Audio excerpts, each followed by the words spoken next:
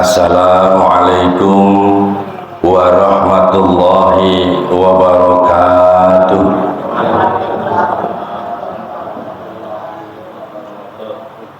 Innal hamdalillahi nahmaduhu wa nasta'inuhu wa nastaghfiruh wa na'udzu billahi min syururi anfusina wa min sayyiati a'malina may yahdihillahu fala mudhillalah wa may yudlil fala hadiyalah.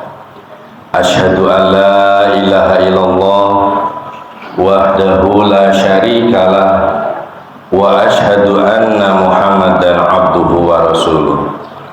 Allahumma sholli ala Muhammad wa ala ali Muhammad kama shallaita ala Ibrahim wa ali Ibrahim wa barik ala Muhammad wa ali Muhammad kama barakta ala Ibrahim wa ali Ibrahim innaka Hamidum Majid. Amma ba'd. Pertama, marilah kita selaku umat Islam selalu bersyukur atas nikmat Allah, terlebih-lebih nikmat yang paling tinggi yang dilimpahkan kepada kita semua, yaitu nikmat iman dan nikmat Islam, serta nikmat sehat yang alhamdulillah dengan nikmat tersebut kita bisa berkumpul, bermuajahah, bersilaturahim, dan insya Allah kita mengikuti ajaran suci, salah satunya thalabul ilmi. Karena menuntut ilmu itu pasti dan jelas perintahnya. Bahkan dengan ilmu hidup kita akan dimudahkan oleh Allah. Namun biasanya di dalam untuk meniti kehidupan dan mencari ilmu, biasanya di sana sini sering disisipi oleh seni, ya. Seni itu maksudnya seni yang manfaat, seni yang bermartabat, dan seni yang maslahat.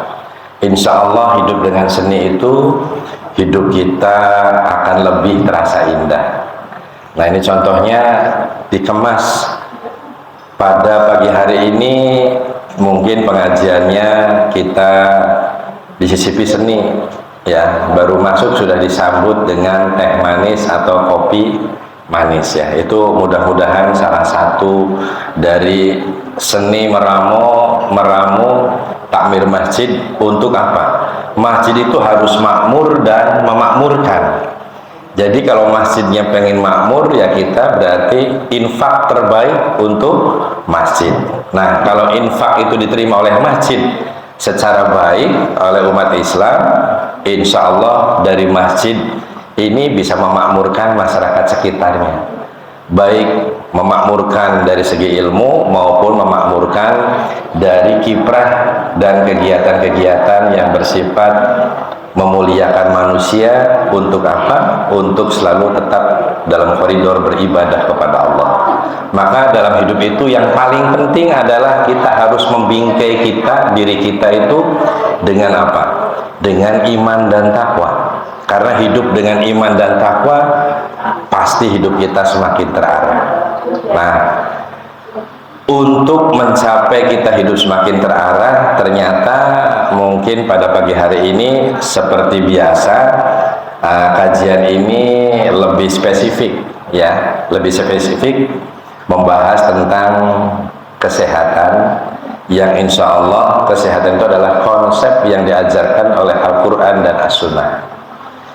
Mari kita cermati, ya. Allah Subhanahu wa Ta'ala, ya, ini berfirman. Namun sebelum kita masuk kepada firman Allah, Quran surat Al-Isra surat ke-17 pada ayat 82, kita terlebih dahulu harus memohon sholawat dan salam kepada Nabiullah Muhammad Sallallahu Alaihi Wasallam, karena beliaulah yang menuntun kita sampai sekarang bisa mengalami hidup yang terang benderang, yang bisa membedakan mana yang hak, mana yang batil. Kemudian hidup yang menuju selamat fid dunia wal akhirah. Kemudian sholawat dan salam juga semoga Allah limpah curahkan kepada para istri-istri beliau yang telah mendampingi hidup beliau di dalam berjuang menegakkan Islam. Juga tak kalah penting kita harus memanjatkan syukur dan sholawat serta salam kepada apa? Rasul itu memiliki para sahabat yang begitu kuat, sahabat yang saling melengkapi, saling bahu-membahu membantu perjuangan beliau. Semoga sholawat dan salam juga terlimpah kepada para sahabat-sahabat Nabiullah Muhammad SAW. Dan kita juga selalu berharap sholawat dan salam juga semoga melimpah kepada kita semua sebagai umat yang setia menjalankan risalahnya. Amin ya robbal alamin. Mari untuk membuka kenali 9 macam sakit kepala. Nah, ini ada ayat di dalam Quran surat Al-Isra surat ke-17 ayat 82. A'udzubillahi minasyaitonirrajim, ya. Wa nunazzilu minal qur'ani ma huwa shifaa'un wa rahmatul lil mu'minina wa la yazidudz zalimina illa khasara, ya. Jadi Allah itu memberikan kabar dan kami turunkan Al-Quran sesuatu yang menjadi penawar, ya, menjadi penawar dan rahmat bagi orang-orang yang beriman, ya. Sedangkan kebalikan dari itu, ternyata Al-Quran bagi orang-orang yang zalim itu hanya akan merasa menambah kerugian. Nah, nanti kita dari ayat ini kita sering mendengar, ya, bahwa banyak orang yang beranggapan bahwa bila mana kita sakit, kita langsung ingat dokter dan obat, atau tenaga kesehatan dan obat. Padahal pada ayat-ayat lain, ya, Allah itu juga berfirman, ya, di dalam Quran surat Asy-Syu'ara surat ke-26 ayat 80, wa idza maridtu fahuwa yasfin, ya. Sebenarnya kalau seorang muslim yang taat, yang betul-betul kafah pemahamannya terhadap Al-Quran dan As-Sunnah, jadi ketika kita sakit, yang harus diingat itu ayat ini dulu, bukan ingat obat dan ingat dokter atau tenaga kesehatan dulu. Jadi siapa pemberi kesehatan? Jadi wa idza maridtu fahuwa yasfin, ya, dan apabila aku sakit, dialah yang menyembuhkan. Jadi kita harus punya konsep yang betul-betul totalitas. Tidak bisa ditawar-tawar lagi. Kalau kita sakit, pemberi sembuh itu adalah Allah Subhanahu wa Ta'ala, ya. Nah, ini dipertegas lagi. Kenapa? Karena sejatinya yang namanya sakit ternyata setelah diteliti, gitu ya, setelah ditelaah, jadi sesuatu nasib atau qadarullah, ya, qadarullah yang harus dirubah oleh manusia sendiri supaya kita memperoleh kesehatan. Berarti kita harus berupaya pada upaya-upaya mencapai derajat kesehatan yang optimal. Ini berkenaan langsung dengan Quran surat Ar-Ra'd, ya, surat ke-13. Kemudian bisa dilihat ayatnya, ayat 11.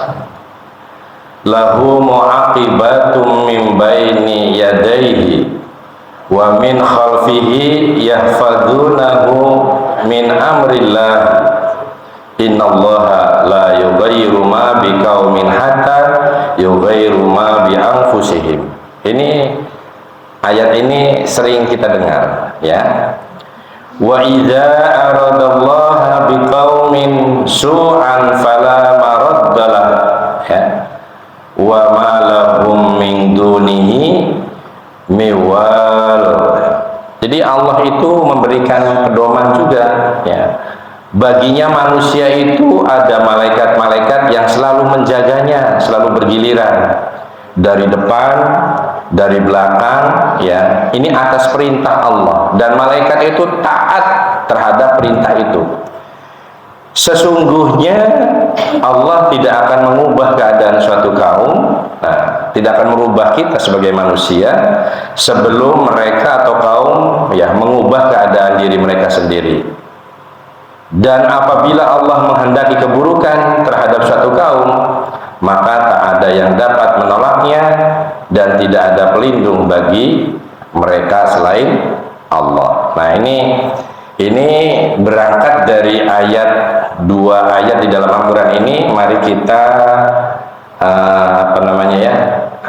belajar memahami, ya.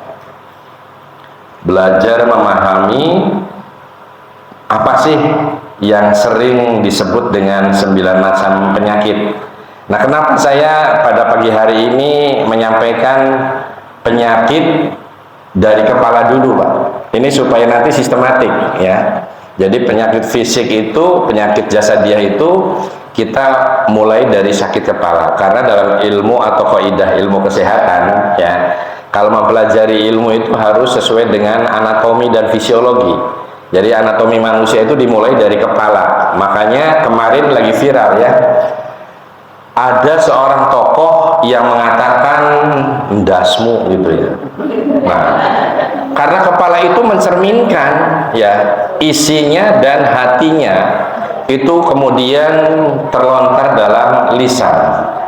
Mas, ini tolong, nggak bisa dibuka. Nah, meskipun itu sesuatu ungkapan yang sering dilontarkan di kalangan orang Jawa, ya, Pak, tapi konteks siapa yang berbicara, di mana kita berbicara, dan untuk apa tujuan kita berbicara, mestinya harus keluar dengan lisan itu, harus diolah dulu di dalam hati dan otak kita sebagai karunia yang tertinggi. Nah, sehingga timbulnya polemik, ya. Kalau kita menyampaikan kata-kata atau rangkaian kalimat yang bersifat siapa yang berbicara, untuk apa tujuan berbicara. Nah, akhirnya kalau keluar dari seorang tokoh, kemudian kondisinya kondisi sedang situasi untuk kebangsaan dan berbangsa serta bernegara, jadi timbul masalah. Jadi bukan kalau yang menyampaikannya ndasmu misalnya antar teman kalangan anak angon domba misalnya, itu mungkin sesuatu yang masih dianggap logik, ya. Itu hanya sekedar contoh. Nah, sakit kepala di sini yang akan dibahas ini sakit kepala yang bersifat sakit jasadiah, ya. Sakit yang bersifat melekat kepada badan kita, terutama di dalam area kepala. Nah, langsung saja ini supaya bisa lebih singkat karena materinya lumayan banyak, 9 ini, mudah-mudahan bisa selesai. Para hadirin yang dirahmati Allah, dan mudah-mudahan kita diberikan limpahan sehat, limpahan nikmat, barokah dari Allah. Mari kita cermati bersama. Yang pertama ini, kalau kita mengalami sakit kepala yang disebut migrain, ya. Sering dengar, ya, Bu, ya? Migrain, ya, beli obat sakit migrain, itulah. Nah, ini bisa lihat langsung ke layar sambil membaca dan sambil mendengarkan supaya pemahaman kita itu lebih seksama. Artinya ada orang yang lebih mengikuti persepsi itu maksimal itu dengan cara membaca, dan ada juga yang mendengar dan melihat. Mari kita lengkapi, melihat atau membaca dengan mendengarkan supaya lebih komplit, ya. Ini seperti saya ini komplit saja nih, Bu. Ada kopi, ada teh, ada air putih ini. Dan mohon maaf barangkali di dalam menyampaikan mungkin suaranya agak aneh. Jujur saya kemarin kesibukannya sungguh di luar kemampuan sebenarnya, ya. Jam 9 kami mengikuti rakerda, rapat kerja daerah Majelis Pembina Kesehatan Umum di Rumah Sakit Amanah Mahmudah. Kemudian saya mengkoordinasikan Partai Umat karena saya juga ketua DPD Partai Umat ya, untuk persiapan menyambut Pak Anies. Nah, setelah selesai mengkoordinasikan, kurang lebihnya sekitar jam 2 sampai jam 3 sore, saya juga melanjutkan kegiatan di SKI, Sekretariat Kolaborasi Indonesia ya, yang mungkin sudah tahu ya, SKI itu berarti wadah para relawan untuk mendukung kemenangan orang baik. Ini di masjid saya nggak boleh menyebut nama ini ya, mungkin ngerti lah kalau orang baik dan orangnya soleh mesti barangkali ini viral ya, soalnya katanya di masjid itu ada undang-undang tidak boleh untuk menyampaikan politik praktis, tapi ini hanya sekedar rambu-rambu saja. Baik, seorang yang mengalami migrain secara khas akan merasakan sakit yang berdenyut-denyut ya, hanya di satu sisi atau sebelah kepala ya. Kemudian orang tersebut mungkin mengalami ini ya, mengalami apa? Mengalami kepekaan terhadap cahaya, suara, dan bau. Jadi orang yang migrain itu kalau ada cahaya, padahal cahaya biasa-biasa saja tapi seperti tajam, Pak. Kemudian kalau ada suara itu seperti gemuruh dan berdenging gitu ya, kayaknya lebih. Dan kalau ada hal-hal yang bau, padahal baunya bau yang wajar, tapi itu terasa akan lebih terasa berlebihan baunya. Ya. Dan yang lebih berat, kondisi migrain itu ada tanda-tanda mual dan juga sering terjadi muntah. Ini yang disebut migrain. Ya. Jadi kita pernah melihat atau tidak. Nah, tanda-tanda berikutnya, kalau kita melihat ya, pengen fokus terhadap objek yang kita lihat, ketika melihat sesuatu, apalagi kalau melawan sinar, itu seakan-akan seperti melihat garis yang zigzag, Pak. Zigzag itu kayak kabur gitu loh, Pak ya. Misalnya ada yang gambar orang, misalnya melihat foto ya, ada yang kelihatan menyon gitu ya, padahal orangnya betul-betul objeknya betul adanya, tapi seperti zigzag. Kemudian ada kesan seperti ada lampu yang berkedip-kedip, atau lebih spesifiknya ada bintik-bintik ya. Kemudian kalau yang lebih berat lagi, justru kehilangan penglihatan sebagian, bahkan ada mati rasa. Nah, ini kalau pin dan jarum apa ini? Kalau pin dan jarum itu tanda-tanda mungkin pating perapat kuning ya, ada biru, ada itu, tapi seperti lancip-lancip kayak jarum, Pak. Jadi kayak kunang-kunangan. Kertas G. Nah, ini untuk anu saja. Kemudian yang lebih berat lagi, ini mengalami kelemahan otot dan kesulitan bicara. Jadi kalau berbicara itu kadang-kadang antara otak dan hati keluarnya berbeda, Pak. Pernah mungkin ya dalam kondisi capek berlebihan ya, mau ngomong A keluarnya Z misalnya gitu ya, itu bisa terjadi begitu. Nah, itulah beberapa tanda-tanda dari migrain ya. Kemudian setelah tanda-tanda migrain, kita juga perlu mengenal penyebab migrain. Ini sebenarnya belum pasti ya. Jadi sebab pasti itu belum bisa diketemukan ya. Di sini bahasanya migrain itu belum sepenuhnya difahami. Namun ini sering terjadi di dalam keluarga kita ya. Migrain juga lebih sering terjadi pada orang dengan kondisi tertentu yang sudah ada sebelumnya. Nah, jadi ini sebelumnya itu dia sudah pernah mengalami penyakit-penyakit seperti depresi dan epilepsi. Depresi itu yang berkaitan dengan stres berat, Pak, kemudian menimbulkan gangguan pola berpikir, ya. Itu namanya depresi. Jadi sebelumnya memang punya riwayat penyakit depresi dan epilepsi. Epilepsi ngertos kita nih? Epilepsi itu kurang lebihnya orang yang kalau tanda-tandanya ada kejang-kejang, matanya mendelik kayak sakaratul maut, kemudian beberapa detik berbusa ya, setelah sadar, kemudian dia seperti kelihatan bingung, linglung dan sebagainya. Kalau kata orang kita mungkin sering disebut ayan atau sawan celeng zaman demikian, ya. Nah, ini untuk lebihan. Bapak-bapak dan ibu-ibu yang dirahmati Allah, Pemicu migrain ini bisa meliputi tadi stres yang terlalu berat dan kecemasan, ya. Anxiety disorder, saya pernah menjelaskan sebelumnya, ya, cemas yang berlebihan. Kemudian orang yang pernah mengalami gangguan tidur, apa namanya? Insomnia, ya. Nah, ini berarti cerdas-cerdas, ini yang lalu sudah dijelaskan. Kemudian telat makan istilahnya, ya, atau mungkin justru malah belum waktunya makan, kita sering makan tidak pada waktunya, terlalu berlebih ini. Tapi di sini tidak dijelaskan, hanya melewatkan makan, bisa melewatkan dan bisa mengedepankan terlalu sering makan, ya.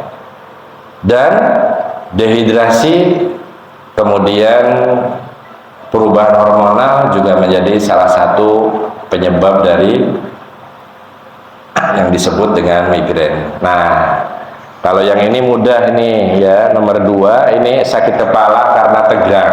Nah, nanti bedanya seperti apa nanti bisa dianu, ya. Jenis sakit kepala yang biasanya terjadi di kedua sisi kepala kita, ya, disebut juga sakit kepala karena tegang. Jadi tadi bedanya sakitnya itu kalau migrain sebelah, kalau ini dua-duanya. Cenut-cenutnya misalnya seimbang kanan kiri atau belakang dengan depan, ya. Kalau depan itu biasanya bagian frontal, ya. Kemudian frontal itu batuk, ya, batuk tarang kata orang Sunda mah. Kemudian bagian belakang oksipital, oksipitalis bagian belakang. Nah, kalau yang samping kanan, samping kiri ini parietalis bahasa kedokterannya. Ada orang kesehatan di sini, ya. Wah, kalau Pak Sinten ya? Oh, Pak Slamet, Pak Dokter ya? Pak Dokter. Barangkali ada kekeliruan penyebutan ini karena belajar anatomi dan fisiologi, apalagi sistem saraf. Kok ini namanya kayak kita kayak menghafal Quran. Saya jadi ingat ini. Saya dulu putri saya yang pertama lulus kedokterannya Komlud, nilainya A semua, Pak. Sampai saya mewakili wali dari mahasiswi, sampai heran dosennya untuk memberikan bagaimana sih mengajarkan anak sampai bisa menuliskan anatomi dan fisiologi serta sistem saraf yang begitu rumit jelimet, tapi menyebutkan kata-kata dan tulisannya, menyampaikannya fasih dan tulisannya betul, Pak. Ternyata itu secara alami itu dibentuk dari dalam rumah, Pak. Saya mengajarkan anak-anak saya pada saat umur dulu pernah, ya, waktu anak-anak saya semuanya sebelum 5 tahun itu harus hafidz juz amma, ya, surat Al-Fatihah dengan surat An-Naba, ya. Kemudian nanti menjelang umur 6 tahun atau 6 tahun itu khatam juz yang pertama, ya, surat Al-Baqarah. Itu modal dari rumah itu. Tetapi saya punya kewajiban kepada anak-anak, kamu harus setor. Kamu bisa menyebutkan bisa menyebutkan kata-kata Al-Qur'an, tapi harus mampu menuliskan. Misalnya contoh Bismillahi, ya, dengan menyebut nama Allah. Ar-Rahman, Maha Pemurah, Ar-Rahim, Maha Penyayang. Itu per kata kita sudah dibiasakan, Pak. Tapi alhamdulillah lulus, Pak, dari anak pertama sampai anak yang terakhir. Kalau orang tuanya sibuk seperti apapun, kita dibiasakan. Ternyata ini memberikan inspirasi dan memberikan kemampuan yang luar biasa, ya. Yang luar biasanya itu tadi menuliskan huruf Latin, sistem tubuh dan nama-nama anggota tubuh dari kepala sampai kaki sampai ke sistem saraf, itu betul-betul bisa pas, Pak. Itu saya waktu itu sempat terharu. Oh, ternyata apa? Saya menjelaskan mampu membaca Al-Quran dan mampu menuliskannya. Ini mudah-mudahan bisa diterapkan kepada anak cucu kita nanti di rumah kita masing-masing, ya. Mulailah dari diri sendiri dan mulailah dari keluarga kita, baru kepada yang lain-lain. Sesuai dengan ya ayyuhalladzina amanu qu anfusakum wa ahlikum nar, ya. Baik, kita kembali, ya. Gejala yang bisa dialami yakni perasaan tertekan di belakang mata, jadi di belakang mata seakan-akan ada tekanan yang kuat ya. Kemudian kepekaan terhadap cahaya dan suara ya, jadi terlalu sensitif terhadap cahaya dan suara. Sakit kepala yang berlangsung selama biasanya kurang lebih 30 menit ya. Kalau sudah dibawa istirahat, dibawa rileks gitu ya, insya Allah nanti 30 menit kemudian akan menghilang. Jadi jangan serba tidak bisa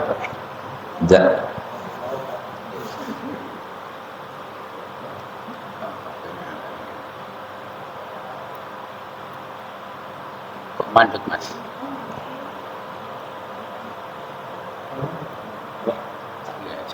nggak bisa jalan. Coba ini ya, ganti layar maksudnya. Ini nggak bisa. Bisa tadi. Di mana?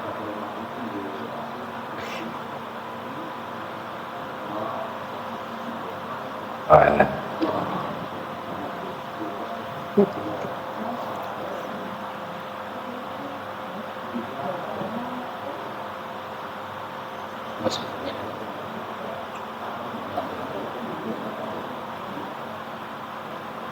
Nah, ini penyebab sakit kepala tegang itu penyebabnya juga belum jelas, Pak. Tetapi lebih cenderung kepada penyebabnya stres. Kemudian cemas dan depresi adalah pemicu yang lebih bersifat umum yang menyebabkan penyakit tegang kepala. Hanya bedanya tadi sakit kepalanya sebelah, kalau ini dari dua sisi, Pak ya. Bisa kanan kiri, bisa depan belakang, tapi ciri khasnya nyeri seperti tertekan di belakang mata, Pak.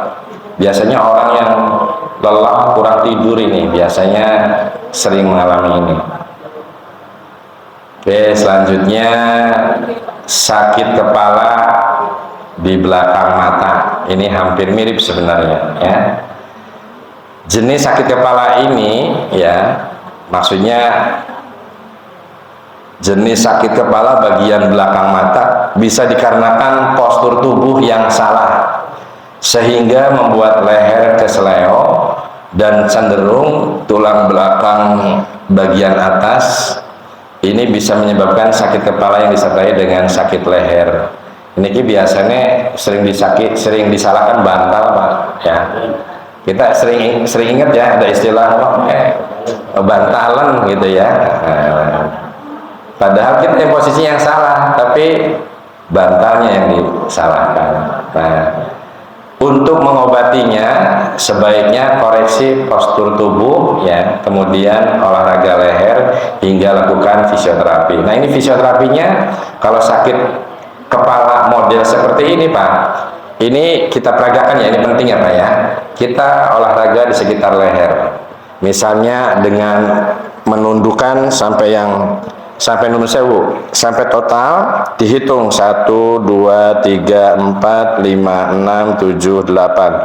Terus kebalikannya ke atas 1, 2, 3, 4, 5, 6, 7, 8. Kemudian ke kiri dan ke kanan juga sama dengan hitungan 1, 2, 3, 4, 5, 6, 7, 8. Senam leher ya. Kalau sudah diputer ke kanan ya, hitungannya sama 8 kali, kemudian ke kiri juga 8 kali. Dengan sambil tarik napas panjang, setelah selesai itu kemudian keluarkan pelan-pelan, olah pernafasan. Insya Allah ini cepat hilang ya. Jangan keburu-buru serba obat ya. Makanya saya menyampaikan penyakit dari kepala dulu ya. Mungkin nanti ke bawah sakit leher, sakit pundak ya, sakit perut, sakit pinggang. Nanti ini kita sistematik ya. Nah, kemudian yang keempat ini sakit kepala klaster ya. Tulisannya cluster ya. Sakit kepala parah yang sering terjadi secara berulang sebanyak 6 kali atau lebih. Ini nyerinya begini, Pak. Tadi kalau migrain kemudian sakit kepala dua sisi itu sakitnya tidak terlalu, Pak.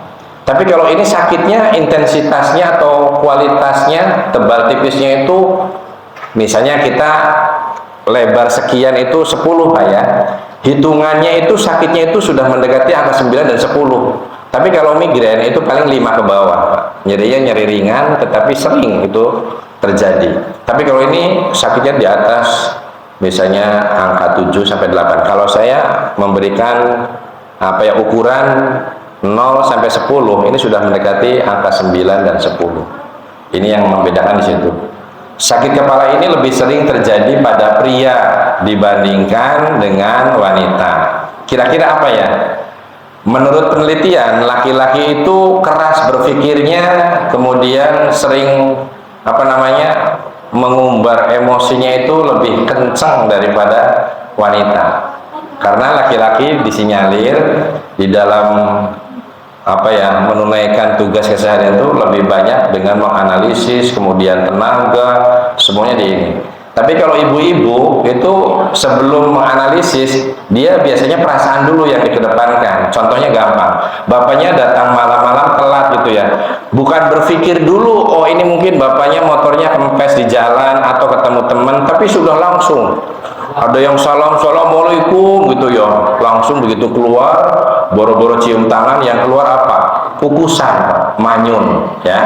Nah ini makanya penyakit wanita itu senangnya ngomel, ngemol, dan ngemil ya.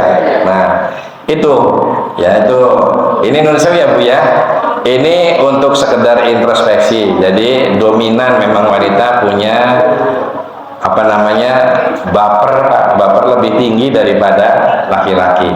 Nah, ini secara umum ya.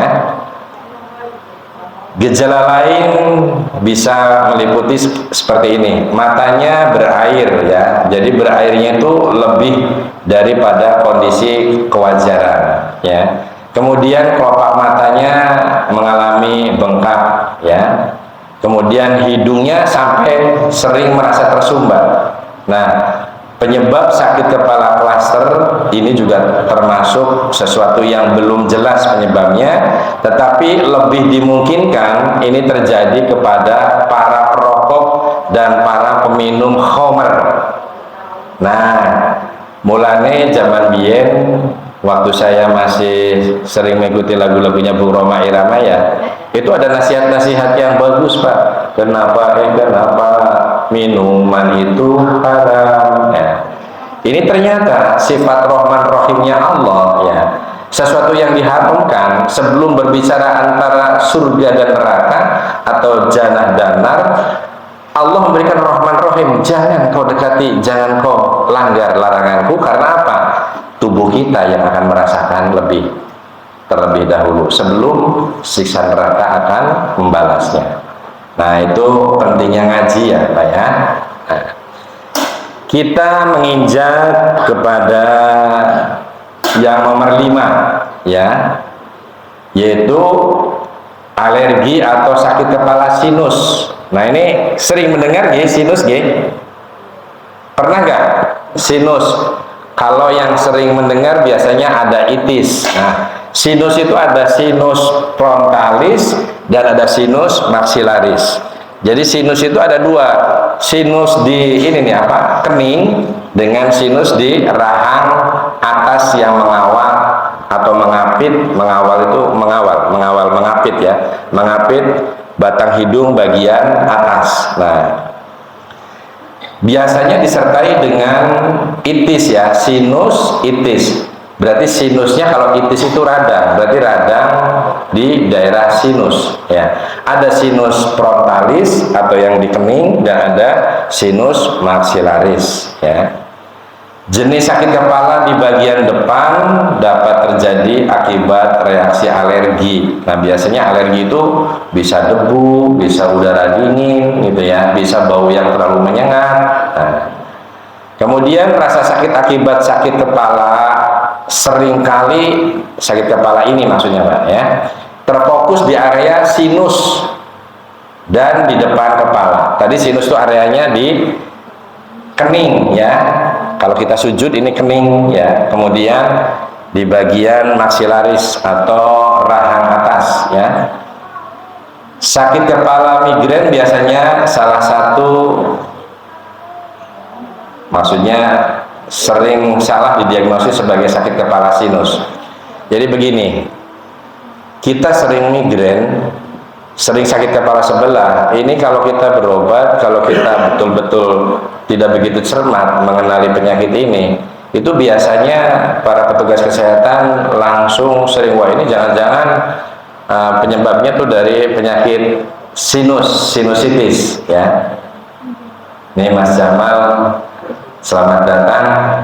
Saya kebetulan pada saat pernikahan Putri ya, Putri, kemudian Bapak juga, saya kebetulan pas kondisinya lagi di luar kota Pak. Jadi ini dua-duanya ada jamaah yang sering dekat begini, tapi kami belum bisa hadir. Dan saya memberi komando, dan itu yang mewakili siapa? Saya memberi komando kepada karyawan klinik, tolong ini Bapak ada undangan. Ini mohon maaf Pak Punten ya. Betul-betul kalau seperti itu berarti saya tidak ada di daerah sekitar. Nah, jadi sekaligus saya juga mengaturkan mohon maaf yang tulus karena ketidakhadirannya insya Allah bukan karena tidak memberikan doa, tapi insya Allah doa terbaik kami sama ya, semoga ananda yang dinikahkan menjadi keluarga yang sakinah, mawaddah, warahmah dalam ridho Allah subhanahu wa ta'ala. Amin ya. Nah, sekarang kita lanjutkan ya. Faktanya hingga 90% dari sakit kepala sinus sebenarnya adalah migrain. Jadi sakit kepala sinusitis itu seringnya itu memang ciri-ciri yang dirasakan itu menjurus kepada sakit kepala sebelah Pak. Jadi ciri-cirinya sering sakit kepala sebelah, atau misalnya salah satu saja, jadi kepala di bagian frontalis atau kening, tapi di belakang tidak ada rasa sakit. Kalau yang di maksilaris ya cuma hanya di sini aja sakitnya, tapi di belakang tidak ada. Nah, sakit kepala sinus ini dapat diobati dengan mengencerkan lendir yang menumpuk dan yang menyebabkan tekanan sinus. Biasanya orang yang kena penyakit sinusitis itu orang yang kena alergi debu di bagian hidung biasanya. Terlalu sering, kemudian dia tidak rajin mengobati, tidak sering berkonsultasi dengan bidang kesehatan, sehingga flu berat atau sering terjadi flu itu membuat penumpukan-penumpukan di area sinus. Nah, biasanya penanganan seperti ini oleh ahlinya Pak, ya itu dengan menyemprotkan steroid hidung. Ya, ini mungkin yang dari kesehatan. Selamat mungkin masih ingat ya, ini obatnya itu obat dengan dekongestan ya, untuk melancarkan dan melebarkan area pembuluh darah serta saluran-saluran di bagian hidung ya, tenggorokan. Kemudian bisa juga dengan pengenceran phenylephrine ya, atau antihistamin untuk mengatasinya. Nanti ini sifatnya hanya pengetahuan saja karena bersifat teknis. Ini biasanya ahlinya. Nanti lebih detail mungkin tanya sama Pak Slamet. Nanti lebih ini. Pak Nun Sewu dari mana aslinya? Ketanggungan. Tapi tinggal di sini. Ah, ini. Ya. Alhamdulillah nanti kita bisa saling ini. Mungkin suatu saat ketika misalnya ada peragaan sakit, kalau beliau bisa sering hadir, nanti kita bisa ada ini yang bisa bantu Pak. Nanti ada beberapa yang harus diragakan. Bagaimana? Tadi mestinya saya melempar, Pak coba relaksasi area leher untuk menghilangkan sakit kepala. Itu nanti ada Pak, ya ada relaksasi yang bersifat fisioterapi. Sebelum diobati, jangan suku-suku sakit kepala minum obat, ya. Pakai relaksasi dulu. Nah di sini biasa menggunakan konsep asuhan keperawatan, ya. Nah ini perawat itu sebenarnya tidak kalah penting dari dokter. Karena apa? Ibarat penentu pengobatan, kalau dokter itu bapak, kalau perawat itu ibu, ya. Ibu itu paling pinter merekayasa rasa sakit supaya anak bisa nyaman. Penyakit itu bisa ditundukkan. Ini ibu paling pinter. Betul nggih? Tokonya itu Florence Nightingale. Masih ingat ya Pak ya? Nah, itu tokohnya kebetulan tokoh dari Eropa. Namun dalam dunia medis Islam ternyata penemu ilmu kesehatan khususnya keperawatan itu lahir dari tokoh-tokoh Islam ya. Kedokterannya Ibnu Sina ya. Cuma ini kadang-kadang saya memberi nama Ibnu Sina saja, ada apa itu kok orang Syiah buat nama gitu loh. Nah, saya bukan melihat Syiahnya, tapi melihat misalnya saya ahli matematik misalnya ya, saya mungkin Muhammad Pitagoras misalnya gitu ya, kan boleh-boleh saja karena saya mengagumi Pitagoras dengan dunia matematiknya. Tapi ada apa sekarang kelompok-kelompok teman-teman kita ya, wah kok memberi nama kok Ibnu Sina anaknya gitu, tapi kan ada Muhammad, ada doa di depan ya, Muhammad Ibnu Sina Al-Mubin ya, itu kan nama yang bagus, doa dari orang tua. Jadi bukan Syiahnya tetapi menghormati keilmuannya sebagai sesama manusia, sedikit melenceng ya.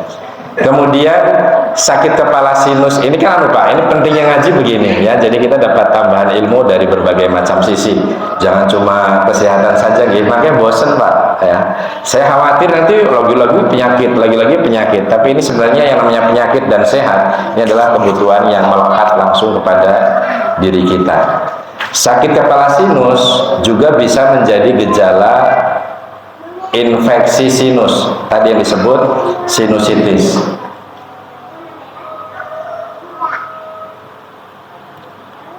Nah, dalam kasus ini dokter dan ahli di bidang kesehatan biasanya akan meresepkan antibiotik.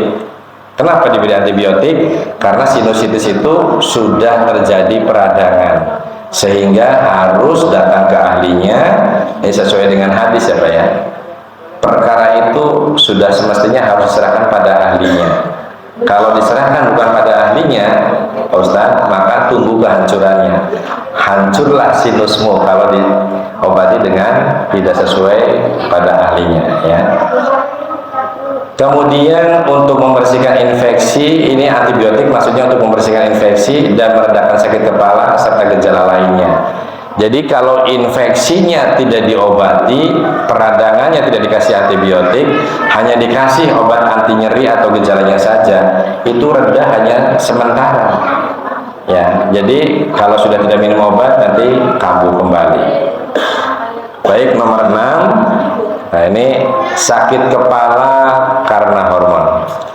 Ibu-ibu ini mohon perhatian ya, karena tadi lebih banyak penyakitnya menyerang laki-laki. Sekarang nomor 6 ini lebih terfokus kepada kaum wanita. Nah, ini penjelasannya begini. Jenis sakit kepala dan penyebabnya karena hormon perlu kita ketahui bersama. Nah, di sini wanita kaum Hawa maksudnya ya, biasanya mengalami sakit kepala yang terkait dengan fluktuasi hormonal. Ini berkaitan dengan hormon kewanitaan ya. Nah, ini sudah langsung masuk nih. Ini berkaitan dengan menstruasi ya, atau haid atau datang bulan ya istilahnya. Kemudian pil KB dan kehamilan, ini semuanya dapat mempengaruhi kadar estrogen yang dapat menyebabkan sakit kepala. Ini ibu-ibu nih, saya mau tanya, biasanya yang pernah mengalami bertahun-tahun suntik KB, pil KB, implan yang mungkin sekitar 3-4 tahun gitu ya, itu biasanya ini sering lebih merasakan sakit kepala jenis ini Pak ya, karena faktor hormonal.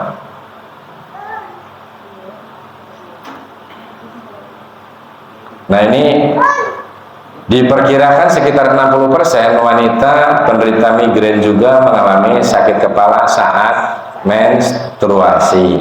Nah, cara mengatasinya bisa dengan teknik relaksasi ya, bisa juga dengan yoga ya, bisa juga dengan akupuntur ya. Akupuntur itu pijit, refleksi, masas dan sebagainya ya, kemudian dengan fisioterapi gerakan. Ya. Jadi jangan langsung ke obat dulu ya orientasinya ya. Nah, kecuali bila gejalanya tidak sembuh kemudian semakin hebat, maka kita harus berkonsultasi kepada dokter atau tenaga kesehatan yang lain. Kemudian yang ketujuh, sakit kepala hipertensi. Nah, masih ingat kemarin ya, the silent killer ya. The silent killer itu salah satunya hipertensi. Kenapa di sini disebutkan sakit kepala karena hipertensi? Katanya hipertensi itu silent, senyap tapi mematikan. Nah, ini nanti kita ikuti dulu ya. Tekanan darah tinggi dapat menyebabkan Anda sakit kepala dan ini dapat menjadi tanda keadaan darurat. Jadi kalau hipertensinya hipertensi yang mungkin hanya 170 ke bawah, bukan 170 ke atas sampai 200, yang di bawah 170 biasanya hipertensi itu hipertensi yang belum diketahui sebabnya. Mungkin lebih cenderung kepada arah genetik ya, keturunan, atau karena faktor psikis ya, atau juga mungkin karena kalau itu belum dulu, biasanya karena faktor geografi. Orang Pantura karena sebelum memasak dikasih garam, airnya sudah mengandung garam. Nah, itu biasanya sudah terbentuk karena kita tinggal di mana. Ya, itu biasanya menjadi penyebab. Nanti kalau yang kurang tidur, nanti tadi sudah disebutkan Pak di atas. Ya. Oke, kita lanjut ya. Jadi kalau tekanan darah tinggi yang sampai menimbulkan sakit kepala, ini hipertensi yang sudah komplikasi. Ya, komplikasinya bisa satu dengan hiperkolesterol, bisa satu karena sakit kepala itu tadi ya sudah hipertensi, kemudian tadi kurang istirahat. Jadi hipertensi, tetapi kalau kurang istirahat, kemudian terlalu lelah, stres yang terlalu berat gitu ya, itu memicu tanda-tanda yang tadinya senyap, tidak ada tanda-tanda sakit, kemudian menimbulkan sakit kepala. Maksudnya itu. Jadi hipertensinya sendiri ini tidak menyebabkan sakit ya, tetapi rasa sakit itu dipicu tadi kurang tidur ya. Jadi pemicu bukan penyebab. Benar ya? Jadi pemicu sakit kepala pada hipertensi itu tadi salah satunya kurang tidur ya, terlalu stres ya, kemudian telat makan juga bisa. Kita lanjutkan para ibu ya, bapak-bapak sekalian, sakit kepala hipertensi biasanya akan terjadi di kedua sisi kepala. Jadi bukan migrain ya. Jadi kedua belah kepala ada rasa sakit ya. Dan biasanya memburuk dengan aktivitas apapun. Jadi kalau kita lagi sakit kepala hipertensi, kita bekerja keras, olahraga, itu akan menambah berat rasa sakitnya ya. Kemudian akan mengalami ya perubahan penglihatan, ini tanda-tandanya. Jadi matanya kayak kunang-kunangan ya, kemudian mati rasa atau kesemutan, bahkan yang lebih berat itu sampai mimisan Pak. Kenapa mimisan? Karena ada pecah pembuluh darah akibat tekanan darah yang terlalu tinggi. Jadi pembuluh darah yang kecil dan tipis di area hidung biasanya dan di area tenggorokan itu memicu untuk mimisan ya. Kemudian kalau yang lebih berat lagi itu ada sampai di nyeri dada, bahkan sering terjadi sesak napas. Nah, kalau sudah sesak napas waspada ini ya. Nanti kita lanjutkan dengan penyakit yang lain. Kalau sudah hipertensi ada sesak napas, nyeri dada, itu sudah menjurus kepada gangguan di jantung ya. Jika kamu merasa sakit kepala karena hipertensi gitu ya, bukan karena, maksudnya sakit kepala yang ada hipertensinya ini, sebaiknya kamu harus segera mencari pertolongan medis. Jadi jangan gampang mencari obat atau jamu ya. Sakit kepala jenis ini biasanya hilang segera setelah tekanan darah terkendali dengan lebih baik. Artinya datang ke dokter, turunkan penyebabnya dulu, jangan diatasi sakit kepalanya dulu Pak ya. Jangan beli Bodrek atau Paramek dulu ya, biasanya kan kalau di masyarakat gitu Pak, atau sejenisnya, misalnya ada apa lagi, Bodrek, Paramek, ada apa ya, ya mungkin parafu, pokoknya untuk mengatasi sakit kepala. Tetapi kalau sebab dari hipertensinya itu harus dikendalikan dulu, diturunkan dulu tensinya, kontrol dulu ke ahlinya, ditensi, kemudian diobati untuk menurunkan hipertensi. Nah, ini yang ke-8, ini menjelang selesai ya. Sakit kepala pasca trauma. Nah, ini sakit kepala pasca trauma itu biasanya akibat CC. Masih ingat nggih Pak Slamet nggih CC nggih? Sakit CC itu bukan CC motor 70 cc, 100 cc bukan. Contusio cerebri. Jadi benturan di area kepala yang mempengaruhi kepada kondisi otak ya. Sakit kepala ini terasa seperti migrain, berarti nyeri sebelah, atau sakit kepala tipe yang tegang, bisa juga yang kedua sisi, dan biasanya berlangsung 6 hingga 12 bulan setelah cedera terjadi. Mungkin ibu sering dengar ya bu ya, orang habis jatuh dari sepeda motor tidak pakai helm, hanya luka diobati karena pusing-pusing saja, tapi setelah 6 sampai 12 bulan ini terjadi sering sakit kepala yang berlebihan Pak. Nah bahkan sampai kadang-kadang gangguan keseimbangan. Nah ini sakit seperti ini nanti akan bisa menjadi kronis ya, menjadi multi gejala ya. Nah ini di sini langsung kepada teknis pengobatannya ini, karena harus ahli nih. Ini hanya pengetahuan aja ya. Triptans ya, sumatriptan atau imitrek, beta blocker, atau amitriptilin ya. Ini sering diresepkan untuk mengontrol rasa sakit kepala ini. Jadi ini artinya obat nyeri untuk menghilangkan sakit kepala yang diresepkan oleh dokter ya, untuk kasus nyeri hipertensi. Nah itu hanya sekedar pengetahuan, nanti ini ranah kepada ahli ya. Coba kita tahu barangkali, oh saya kok dapat resepnya tadi yang obat yang disebut, oh berarti saya nyeri kepalanya, berarti nyeri kepala karena hipertensi ya.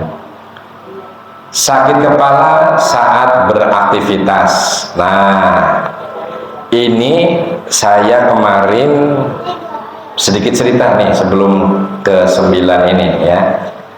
Saya ceritanya mendapatkan sebuah ilmu pada kondisi usia di atas 45 tahun, itu masa otot ya itu akan mengecil secara alamiah. Nah, untuk supaya kita menjaga otot tidak terlalu drastis mengecilnya, itu ada sebuah ilmu ya yang menjurus kepada istilah ngejim tahu nggih? Nah, mengolah atau bidaraga gitu ya. Ceritanya saya karena sudah 50 mendekati ke 60, saya juga merasakan. Dulu saya seorang atlet Pak, atlet pencaksilat, dan sekarang pun saya masih mengolah olahraga dengan pencaksilat ya. Jadi tubuh itu terasa banget. Dulu bekas-bekas ininya masih ada Pak. Nah, jadi dari sini ada apa? Mas Irwan kalau saya kelelahan itu kalau suruh masas punggungnya, ada orang yang lebih gemuk dari saya ya Mas Irwan ya. Sahabat Ikro tuh ada ini, kalau lagi dimasas ada gemuk tapi gembor Pak, tapi saya bisa ditanyakan ada orangnya itu badannya katanya kayak badak gitu loh. Itu ternyata olahraga yang dulu diperoleh pada saat masa muda, namun sekarang sudah menurun Pak. Jadi masa otot sudah mulai pada atrofi, pada mengecil. Nah ini ada yang dianjurkan Pak. Jadi olahraga misalnya kalau ke mall, kalau kemana, kita sekali-kali menyempatkan beli barbel Pak yang sepuh-sepuh ya. Kalau yang sudah sepuh jangan yang 15 kilo yang saya pakai, tapi yang 2 kilo gitu ya. Asal gerakannya bagus, bisa nanti stretching, minta dibantu atau dipandu dengan para ahli di bidang olahraga yang mengolah tubuh ya untuk masa otot. ternyata saya saking pengennya pengen besar lagi ya, pengen bagus lagi Pak, itu over Pak, terlalu ini latihan gerakannya untuk melatih otot bicep dan sebagainya gitu ya, itu terlalu banyak.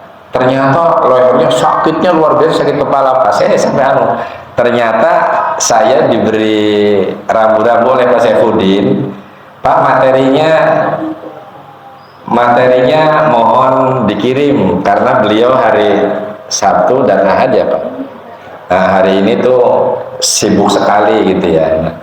Nah, akhirnya saya sebelum ini kan kita mutolaah dulu Pak kalau mau menyampaikan ceramah. Wah, ternyata saya sakit kepalanya ini Pak. Nah, ternyata dengan relaksasi tadi yang relaksasi leher, alhamdulillah hanya beberapa menit hilang Pak, tidak pakai obat. Nah, itulah pentingnya kita thalabul ilmi ya. Baik, masuk ke nomor 9, sakit kepala saat beraktivitas. Sakit kepala akibat aktivitas ini terjadi dengan cepat setelah periode aktivitas fisik yang intens. Jadi, meskipun aktivitas olahraga yang sering kita lakukan, tetapi kalau kita berlebih itu langsung terasa Pak. Misalnya ada orang latihan push up Pak, kemampuannya misalnya hanya 11 kali, tapi kita paksakan misalnya, wah saya push upnya dilihat orang supaya kelihatan kuat gitu ya, yang biasanya mampunya cuma 15 kali tapi ditingkatkan sampai 30 kali. Kuat sih kuat, tapi langsung begitu langsung kepala langsung sakit. Nah, ini contohnya, ini bisa dicoba nanti lah ya. Atau misalnya jalan kaki ya, jalan kaki biasanya cuma hanya 100 meter kemudian dengan lari-lari kecil gitu ya, tapi dipaksakan jalan kakinya dari sini sampai ke sana gitu ya, kemudian sambil larinya lebih kencang. Mungkin ini mumpung lagi olahraga, misalnya lagi zaman politik, ada yang jalan bareng bersama capres ini gitu ya, itu supaya kelihatan masih hebat itu ya, dipaksakan. Terus sakit kepala ini sering terjadi ini beberapa menit setelah melakukan aktivitas ya. Kemudian penyebabnya ini bisa terjadi setelah melakukan angkat beban tadi ya, lari yang sudah disebutkan.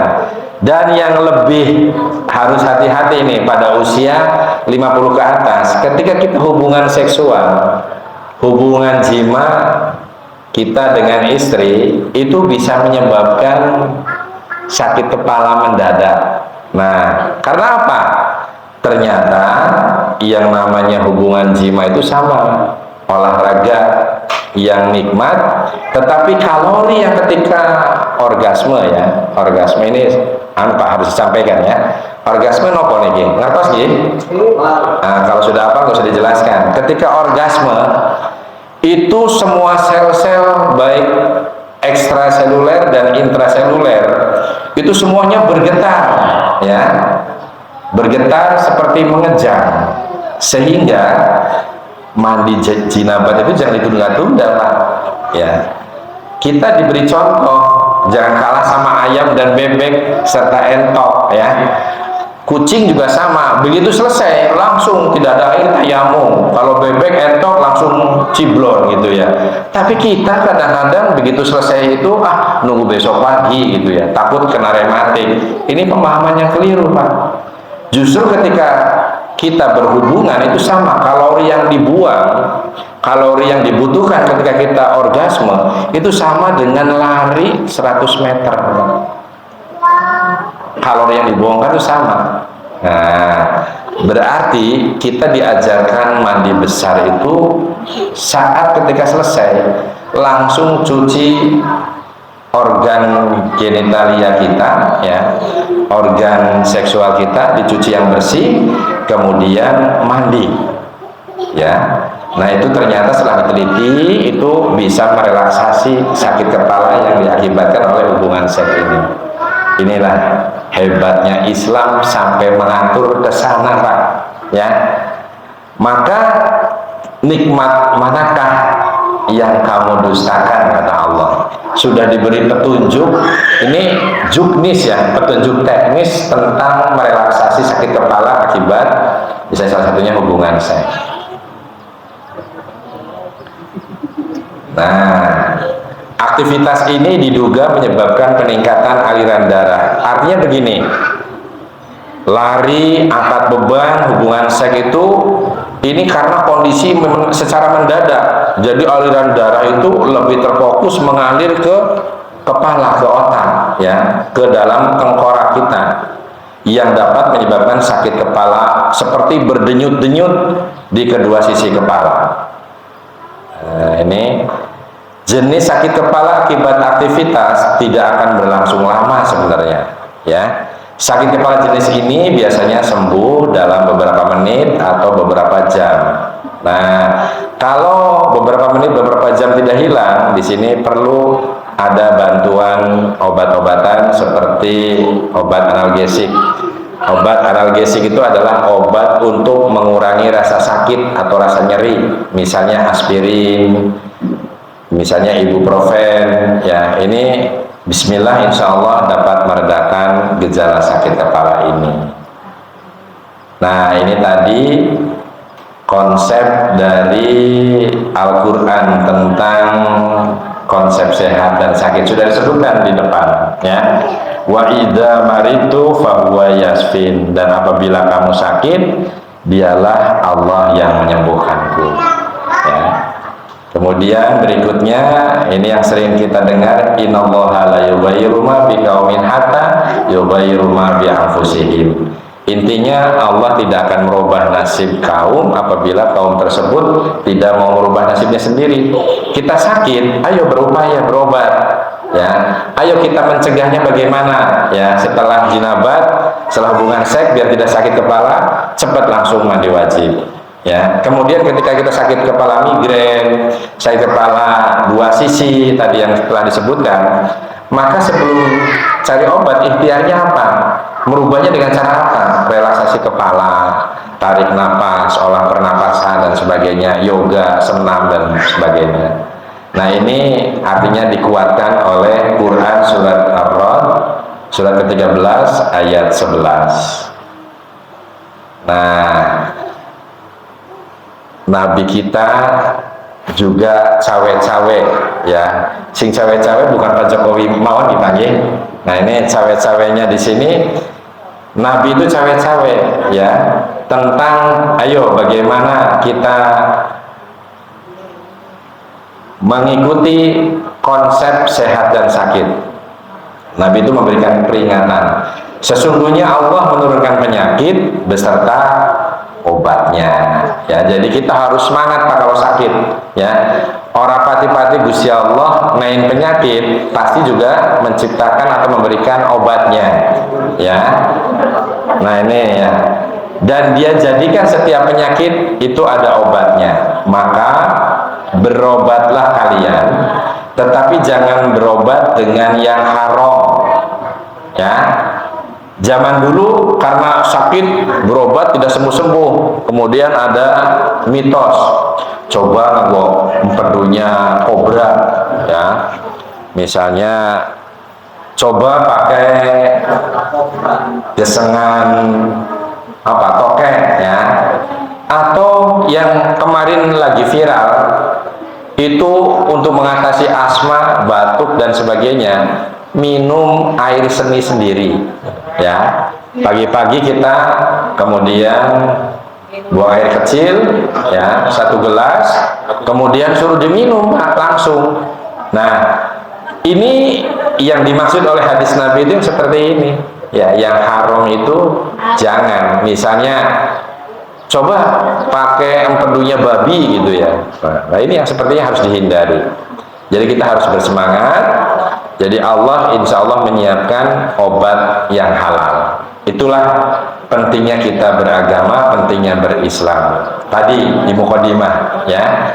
Yang paling penting sebagai muslim, bingkailah hidup kita itu dengan iman dan takwa. Karena hidup dengan iman dan takwa, pasti hidup kita akan lebih terarah, ya, tidak keluar dari rem.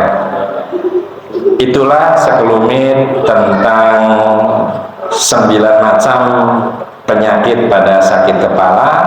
Semoga bermanfaat. Sekian, kurang lebihnya mohon maaf. Terima kasih atas perhatian. Nasrun minallah wa fathun qarib. Assalamualaikum warahmatullahi wabarakatuh.